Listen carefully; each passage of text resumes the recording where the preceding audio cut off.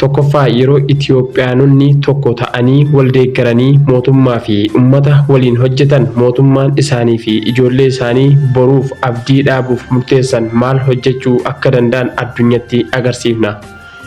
Injifannoon har'a argame biyyoota hedduuf yaadamee ta'uu danda'a garuu salphatti hojiirra ooluu hin danda'u. Namoonni miiliyoona 26 kaffaltii tokko malee guyyama guutuu rooba keessa dhaabbatanii biqiltuu dhaabuu isaanii hojii salphaa miti. Kanaaf uummata Itoophiyaa guutuu hojii guddaa kan raawwate galateeffachuun barbaada. Haala kanaan wal dabalannee abdii dhaabuun fi bu'uura cimaa kaa'uun Itoophiyaa borii biyya misoomtee of danda'e rakkattoota gargaaruu dubbii qofa osoo hin taane hojii hojjetu ta'uu ishee Afrikaas ta'ee addunyaa agarsiisuu qabna. Kanaaf waltumsuun waliin dhaabbachuun hojii gaarii hojjechuu fi abdii ijoollee keenyaaf dhaabuun aadaa keenya ta'uu qaba.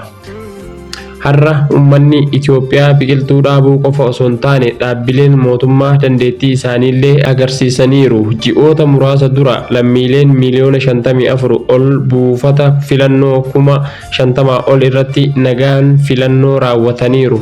Har'a immoo lammiileen miiliyoona 26 ol guutuun biyyattii bahanii biqiltuu dhaaban. Ogeeyyiin miidiyaa, ogeeyyiin fayyaa, qonnaa, hojii babal'ina qonnaa fi dargaggoonni fedhii isaaniitiin hojii tola ooltummaa hojjetanii hirmaataniiru. Akkuma argitan manguddoon, dargaggoonni, dubartoonni, dhiironni, daa'immanii fi namoonni qaama miidhamtoonni illeen jabinnaan biyya isaanii magariisa gochuuf hojii guddaa hojjetaniiru. Kun hunda keenyaaf abdii fi kaka'umsa guddaa kenneera. Kanaafuu uummata Itoophiyaa guutuu irraa deebi'ee galateeffachuu barbaada.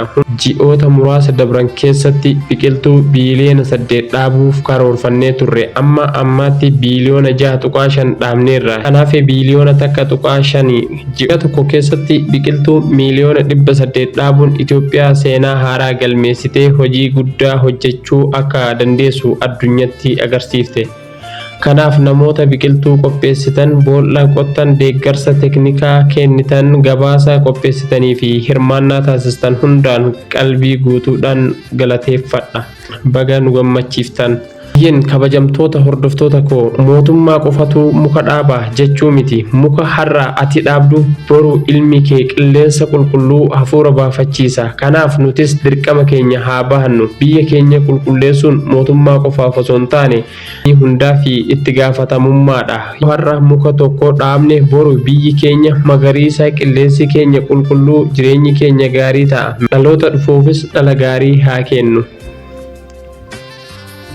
Har'a seenaa haaraa barreessuu hin dandeenyu jechuun qofa haa dhaabbannu. Seenaa keenya eegnee guddisuun dirqama keenya. Muka har'a dhaabne kun waggaa muraasa booda gaaddisa ta'a, qilleensa qulqulluu kenna, bishaan ni eega, bineensotaaf jireenya uuma. Kanaaf hojii har'a hojjennee bu'aan isaa dhaloota haaraa qofaaf osoo hin taane dhaloota boruufiitis ni ta'a.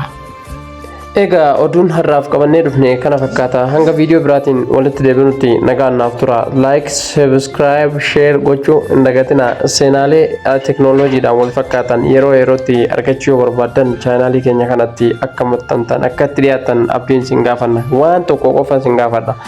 Viidiyoo keenya yoo kalaaltan taate yaada barbaadan, mata duree barbaadan irratti qabadhee isinii dhufuu danda'a. Kanaaf waan barbaadan san koomentii jalatti naaf barreessaa. Please. Copy link ko na pare ali. Aba wayo wayo.